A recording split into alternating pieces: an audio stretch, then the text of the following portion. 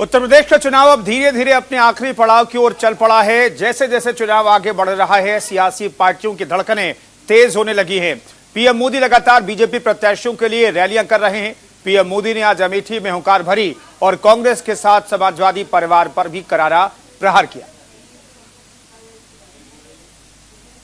चरणों में लोगों ने एकजुट होकर बीजेपी को अपना आशीर्वाद दिया है। इस बार उत्तर प्रदेश रंगों वाली होली 10 मार्च को ही मनाना शुरू कर देगा।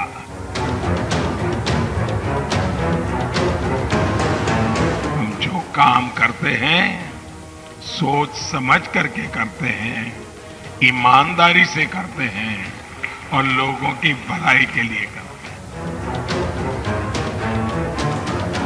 हमारी ताकत उत्तर प्रदेश की जनता है। अमेठी, जो कभी गांधी परिवार का गढ़ कहा जाता था, लेकिन 2019 के लोकसभा चुनाव में स्मृति ईरानी ने राहुल गांधी को चुनाव में मात देकर गांधी परिवार के गढ़ में सेंध लगा दी।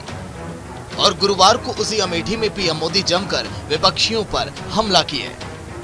पीएम नरेंद्र मोदी ने दावा किया कि अमेठी को गांधी परिवार ने छला है। आपने जिन्हें बरसों तक सर आंखों पे बिठाया, सम्मान दिया, और जैसे ही आपने उनको भगाया तो उन्होंने केरल में जाकर आपकी ही बुद्धि को कोसने की शुरुआत कर दी। आपकी समझ पर ही सवाल उठाने लगे। भाइयों और बहनों, विरोध और अवरोध जिनकी राजनीति है वो ये करते ही रहेंगे। हम विकास की नीति उस पर तेज गति से चलते रहेंगे। बीते 5 साल में अमेठी में ही पीएम आवास योजना के 60,000 से ज्यादा घर बनाकर गरीबों को दिए गए हैं। ये हमारी सरकार है जिसने अमेठी में मेडिकल कॉलेज का निर्माण शुरू करवाया है। पीएम नरेंद्र मोदी ने गुरुवार को 5वें चरण के मतदान से पहले अमेठी जिले की 4 और सुल्तानपुर जिले की 5 विधानसभा क्षेत्रों को संयुक्त जनसभा के जरिए संबोधित किया। पीएम मोदी ने गौरीगंज के कौहार स्थित मैदान में बीजेपी सरकार के कामों को गिनाया, तो वहीं विपक्षियों पर भी करारा वार किया। उत्तर प्रदेश में चुनाव के 4 चरण पूरे हो चुके हैं। चारों ही चरणों में लोगों ने एकजुट होकर बीजेपी को अपना आशीर्वाद दिया है। जो गौर परिवारवादी सोच रहे हैं कि यूपी के लोग बंट जाएंगे, बिखर जाएंगे, देश हित को भूल जाएंगे, उत्तर प्रदेश के हितों को भूल जाएंगे, अपने इलाकों के हितों को भूल जाएंगे, उन सब के सारे गणित उल्टे पड़ गए हैं। उन्हें सच्चाई का पता 10 मार्च को लग जाने वाला है। भाई, उत्तर प्रदेश के चुनावी रण के लिए पीएम मोदी यूपी को मथ रहे हैं, जिससे विजय का अमृत निकल सके। पीएम मोदी यूपी चुनाव में एक्शन मोड में आ गए हैं। अमेठी में बीजेपी कार्यकर्ताओं में पीएम मोदी ने जोश भरा। भारत माता की, भारत माता की। पीएम मोदी ने अमेठी के गौरीगंज में रैली को संबोधित करते हुए समाजवादी पार्टी पर कानून व्यवस्था को लेकर हमला किया। अखिलेश को कानून व्यवस्था के मुद्दे पर घेरा। अभी आपने देखा है 56, यह आंकड़ा छोटा नहीं है, 56 निर्दोष लोगों को कुछ ही मिनटों में अलग अलग जगह पर बम धमाके करके 56 लोगों को मार दिया गया था, सैकड़ों लोगों को अपाहिज कर दिया था। ऐसा भयंकर मानवता के खिलाफ कृत्य करने वाले आतंकवादियों को, 38 आतंकवादियों को गुजरात की अदालत ने फांसी की सजा सुनाई है। मानवता के दुश्मनों को फांसी हो गई, लेकिन वोट बैंक के डर से वोट बैंक खिसक जाएगी तो क्या होगा? इन पार्टियों ने अदालत के फैसले का स्वागत करने की भी हिम्मत नहीं दिखाई, उनके मुंह पे ताले लग गए हैं भाई। यूपी का चुनाव 2024 का सेमीफाइनल माना जा रहा है, क्योंकि यूपी से ही होकर दिल्ली का रास्ता निकलता है। यही वजह है कि पीएम मोदी किसी भी कीमत पर यूपी में बीजेपी सरकार चाहते हैं, क्योंकि पिछले 3 चुनाव में यूपी के लोगों ने पीएम मोदी के नाम पर जमकर वोट किया और एक बार फिर पीएम मोदी लखनऊ की गद्दी के लिए सीएम योगी का हाथ मजबूत करने की भरपूर कोशिश कर रहे हैं, जिससे 2024 का माहौल अभी से तैयार किया जा सके। Bureau report, news India. और बुलेटिन में फिलहाल रुक रहे हैं एक छोटे से ब्रेक के लिए, फौरन हाजिर होते हैं। आप बने रहिए न्यूज इंडिया के साथ।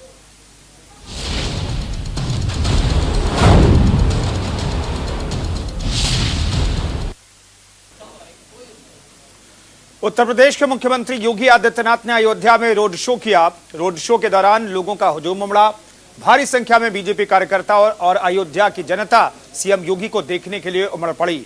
इससे पहले सीएम योगी ने अयोध्या में एक जनसभा को संबोधित करते हुए कहा कि 2017 के पहले लोगों को बिजली नहीं मिलती थी। पहले तो बिजली की भी जाति और मजहब हुआ करती थी। ईद और मुहर्रम पर बिजली आती थी, लेकिन होली और दिवाली पर बिजली गुल रहती थी।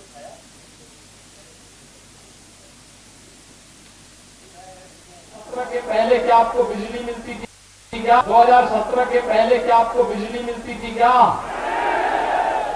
जोर से बोलना। मिलती थी? सबको बिजली, पर्याप्त बिजली है ना?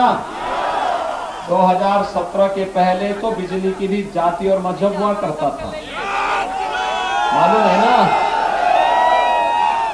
ईद और मुहर्रम तो बिजली आएगी, होली और दीपावली, होली तो बिजली नहीं आएगी, यही होता था ना? आज तो बिजली है ना, पर्याप्त बिजली है ना, निर्बाध बिजली है ना, सबको बिजली है ना। इधर अखिलेश यादव लगातार उत्तर प्रदेश को मथ रहे हैं, जिससे यूपी में साइकिल की रफ्तार को तेज किया जा सके। अखिलेश यादव ने आज प्रतापगढ़ में योगी सरकार पर खूब हमला बोला।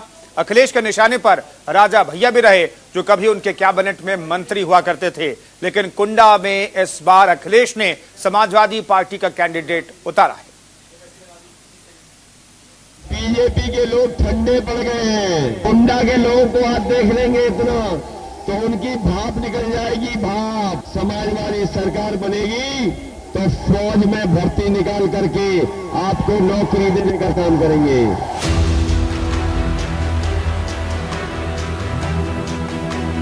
यूपी का चुनाव 4 कदम आगे बढ़ चुका है और 3 कदम के बाद सत्ता का समीकरण फिट हो जाएगा।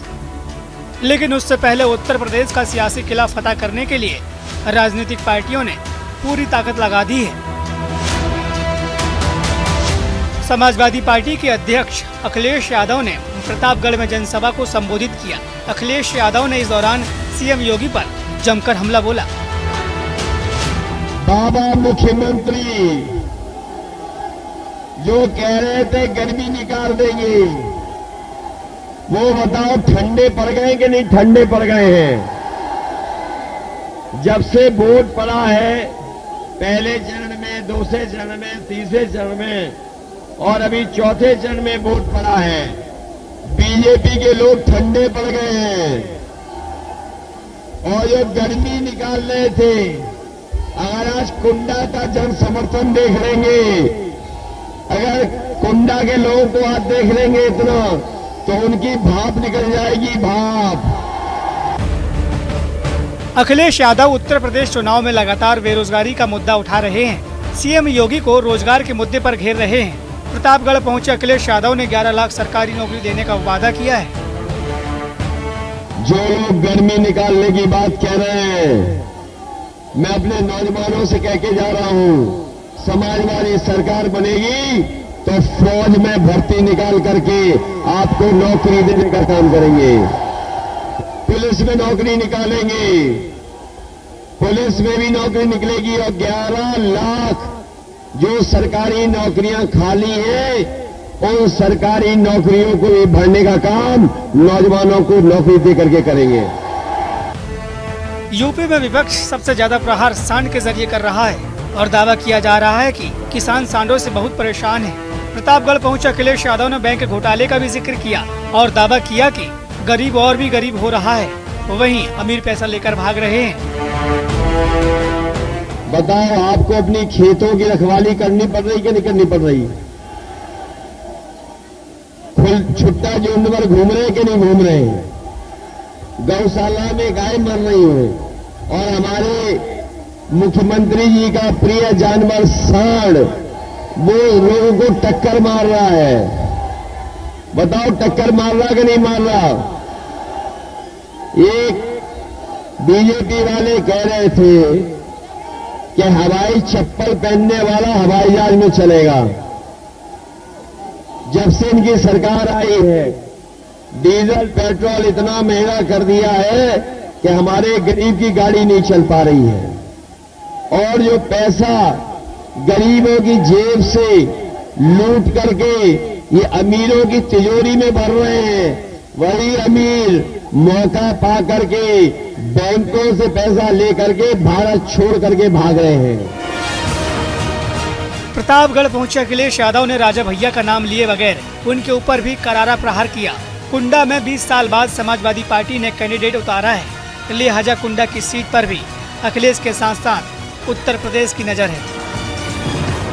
जो लोग अभी उत्साह जोश में हैं, तो सोचो जब जीत होगी और जब जीत का फैसला सुनाया जाएगा तो यहां पर किस तरीके से खुशी मनाई जाएगी इसकी कल्पना नहीं की जा सकती।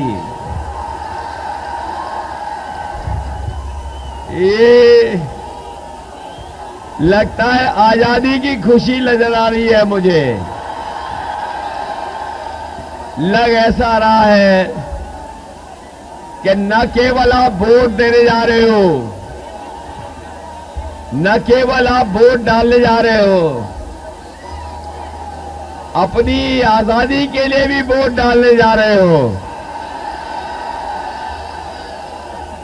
और जो लोग यहां पर बहुत दिनों से कब्जा किए थे वो हट ही नहीं रहे थे, इस बार लग रहा है उन्हें हटाने का समर्थन हमें दिखाई दे रहा है, हटाने का समर्थन।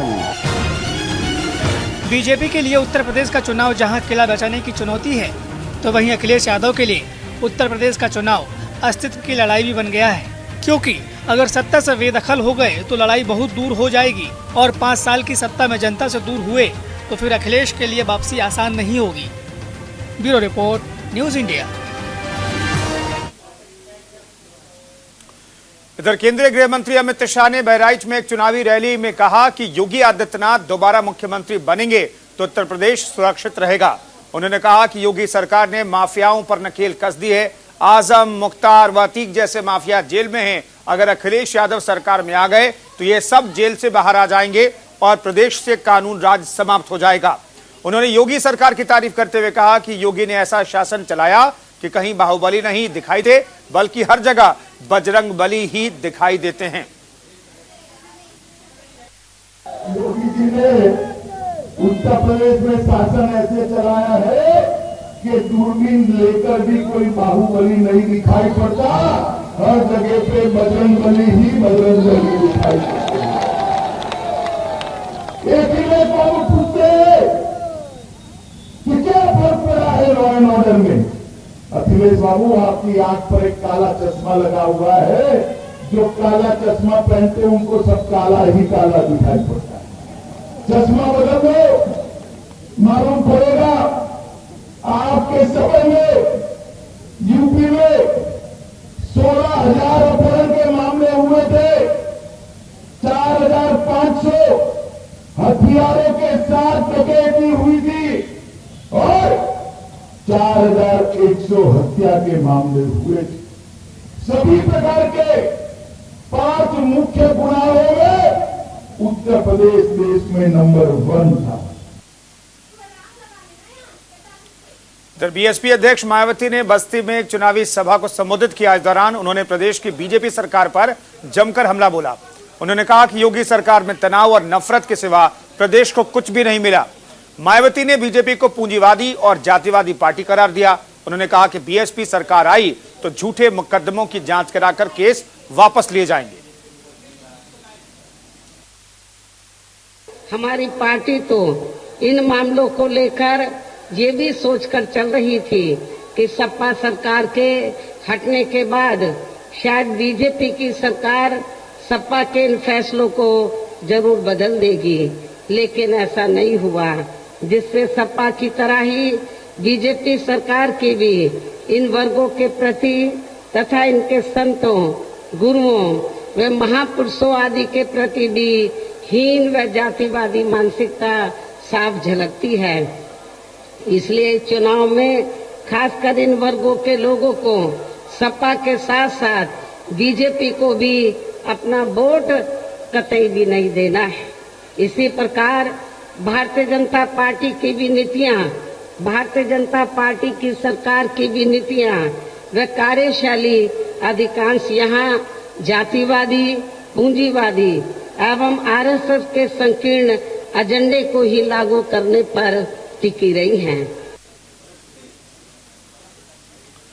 और इसी के साथ इस बुलेटिन में फिलहाल इतना ही। रुकेंगे एक छोटे से ब्रेक के लिए। आप बने रहिए न्यूज इंडिया के साथ।